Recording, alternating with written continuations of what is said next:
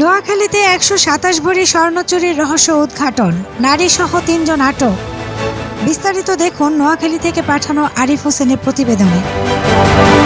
Noakhali super মার্কেটের নিলয় জুয়েলার্সে সংঘটিত স্বর্ণ চুরির ঘটনায় আন্তঃজেলা চোর চক্রের ৩ সদস্যকে আটক করেছেন পুলিশ। আটককৃতরা হল মোর্শেদ মহসিন, তার স্ত্রী শিল্পী আক্তার ও আলাউদ্দিন। এ সময় তাদের কাছ থেকে চুরি হওয়া ১২৭ ভরি স্বর্ণের মধ্যে ৯ ভরি ৪ আনা ২ রত্তি ৭ পয়েন্ট স্বর্ণ উদ্ধার করা হয়। রোববার দুপুর ১টায় পুলিশ সুপারের কার্যালয়ে আয়োজিত এক সংবাদ সম্মেলনে এসব তথ্য জানান নোয়াখালীর police super TM. Mosharraf Hossain.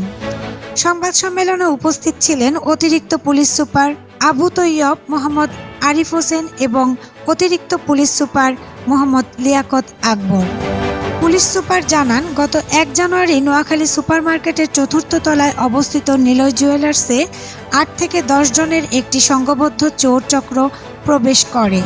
তারা দোকানের শাটারের তালা ভেঙে ভেতরে ঢুকে ১২৭ ভরি স্বর্ণ লুট করে নিয়ে যায়। ঘটনার পর ক্ষতিগ্রস্ত ব্যবসায়ী সুধারাম মডেল থানায় একটি মামলা দায়ের করেন। পরে সিসিটিভি ফুটেজ পর্যালোচনা ও তথ্য প্রযুক্তির সহায়তায় পুলিশের একাধিক দল অভিযান পরিচালনা করে অভিযুক্তদের গ্রেফতার করতে সক্ষম হয়। চট্টগ্রাম সাদ এবং পুলিশ হেডকোয়ার্টার্সের পারুল বণিক ছোঁয়া, এন্টার টিভি নিউজ।